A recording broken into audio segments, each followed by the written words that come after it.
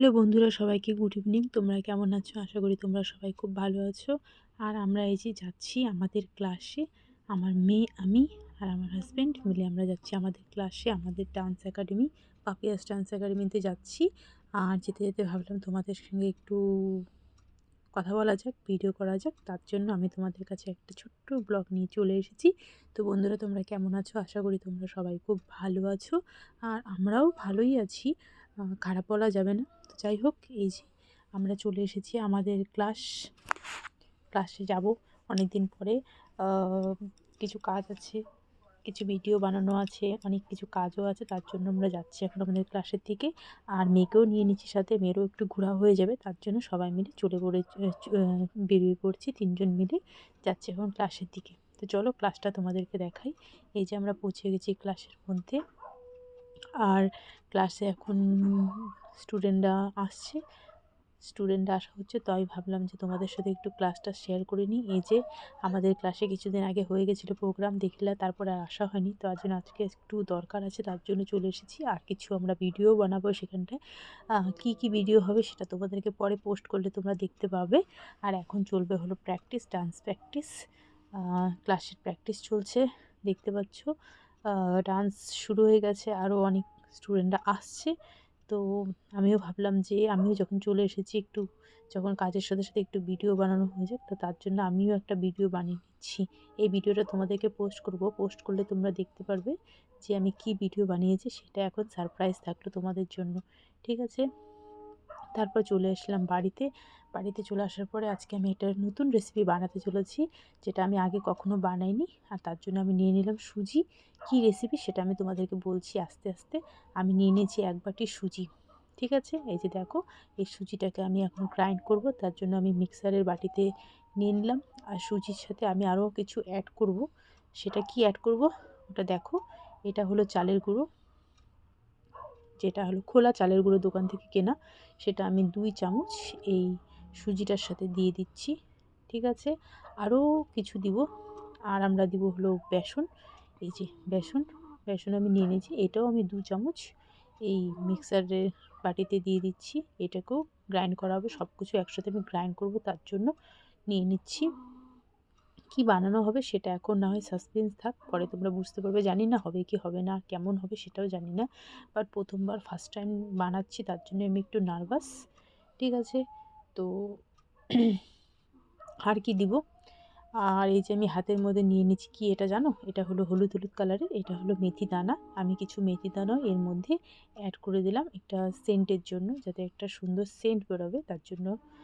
আর একটু অ্যাড করলাম চিনি, ঠিক আছে? তো সব আমি অ্যাড করে ফেলেছি, আর এইটাকে আমি এখন গ্রাইন্ড করব। তো দেখো, আমি এটাকে পেস্ট করে ফেলেছি। এই যে আমার পেস্ট রেডি হয়ে গেছে। আর এখন এই পেস্টটাকে আমি একটা বোলের মধ্যে নিব। এটাতে কি করা হবে সেটাও আমি তোমাদেরকে দেখাবো।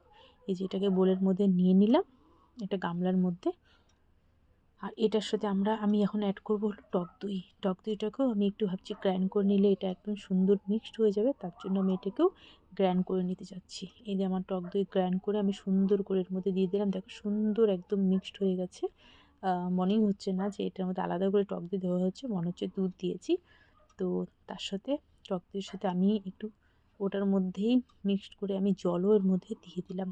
তো আমি এর মধ্যে অ্যাড করলাম হলো সুজি, বেসন, চালের গুঁড়ো, একটু হালকা মেথি দানা, আর হালকা চিনি। ও, আর একটু লবণও দিয়েছি, যেটা তোমাদেরকে দেখাতেই ভুলে গেলাম। তো যাই হোক, সব কিছু দেওয়ার পরে এটাকে সুন্দর করে আমি এটাকে মিক্সড করে নিচ্ছি। ভালো করে সুন্দর করে এটাকে মিক্সড করতে হবে অনেক সময় ধরে, নাহলে জিনিসটা যেটা বানাতে চলছে সেটা সুন্দর হবে না। আর এর মধ্যে অনেক দানাও রয়ে গেছে, তা সেই জন্য এটাকে সুন্দর করে মিক্সড করতে হবে। কিন্তু বন্ধুরা, এই দেখো সাইড দিয়ে দেখো অনেকগুলো দানা রয়ে গেছে, সেটা থাকলে হবে না। তার জন্য আমি এটাকে সুন্দর করে মিক্সড করছি অনেক সময় ধরে, প্রায় 5 মিনিট ধরে আমি এটাকে মিক্সড করছি। মিক্সড করার পর আমি এটাকে কিছুক্ষণ রেস্টে রেখে দিব, 10 মিনিটের মতো। তারপরে আমি বানাবো। আর তার সাথে আমি বানাবো, এর সাথে খাওয়ার জন্য বানাবো একটু ধনেপাতা চাটনি। যথচ আমাদের নিরামিষ চলছে, তার জন্য আমি এটার সাথে একটু ধনেপাতা চাটনিও বানাবো। তো এটা ততক্ষণে রেস্টও হতে থাকুক, আর আমি ততক্ষণে আমার ধনেপাতা চাটনিটা বানিয়ে ফেলি। আর এই যে আমাদের তাওয়া ঘরে আর অন্যরকম তাওয়া নেই, মানে যেটা আর কি ধোসাতে ইউজ করা হয়। অ্যাকচুয়ালি আমি বানাতে চলেছি ধোসা। ধোসার জন্য আলাদা করে যে মোটা তাওয়া থাকে সেটা নেই, তার জন্য ঘরে যে তাওয়া ছিল সেটাই, এটা অনেক বেশি হিট হয়ে গেছিলো, তার জন্য আমি বারবার জল দিচ্ছিলাম। আর এবার আমি ব্যাটারটাকে এর মধ্যে দিয়ে ধোসার শেপ ধোসার শেপ দিতে চলে যেয়েছি। তো জানি না হবে কি হবে না আদৌ। তো এই যে ধোসার শেপ দিতে গিয়েছি, কিন্তু পুরোপুরি ধোসার শেপ আসেনি, ঠিক আছে। তো আমি এটাতে ফাইনালি ধোসাই বানাতে চাচ্ছি, ঠিক আছে। তো এই যে প্রায় এটা হয়ে গেছে, তার মধ্যে আমি একটুখানি ঘি লাগিয়ে দিলাম। হ্যাঁ, এটার মধ্যে আমি এখন একটু ঘি লাগিয়ে দিলাম, আর এটাকে আমি এখন উঠাবো। উঠিয়ে এটাকে আমি আমার যে ধনেপাতা চাটনি বানিয়েছি সেটার সাথে আমি সার্ভ করব। তো একটু উঠাতে প্রথম প্রবলেম হচ্ছিল, কিন্তু পরের দিকে গিয়ে একদম ঠিক হয়ে যাবে সেটাও আমি জানি। তো উঠে গেছে, কারণ কি তাওয়াটা ভালো ছিল না, তার জন্য বেশ ভালো মতন হয়নি। তো যাই হোক, এই যে এখন আবার আরেক কথা বলে, তো এই যে আমাদের ধোসা আমি যেটা বানাচ্ছি, তো কিছুটা ফেটে গেছে, যদিও সেটা তাওয়ার জন্য হয়েছে, কিন্তু হয়েছে। টেস্ট কিন্তু ধোসার মতনই হবে আমি যতদূর জানি।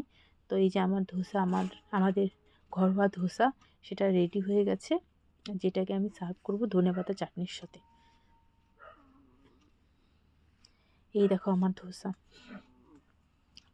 তো ফাইনালি আমার ধোসা আর এই যে ধনেপাতার চাটনি দুটো রেডি হয়ে গেছে, যেটা আমরা এখন খাবো রাতের ডিনার। তো কেমন লাগলো তোমাদের? তোমরা কিন্তু ঘরে ট্রাই করে নিশ্চয়ই দেখবে। তো আবার দেখা হবে তোমাদের সাথে। বাই বাই বন্ধুরা, ভালো থেকো, সুস্থ থেকো, গুড নাইট।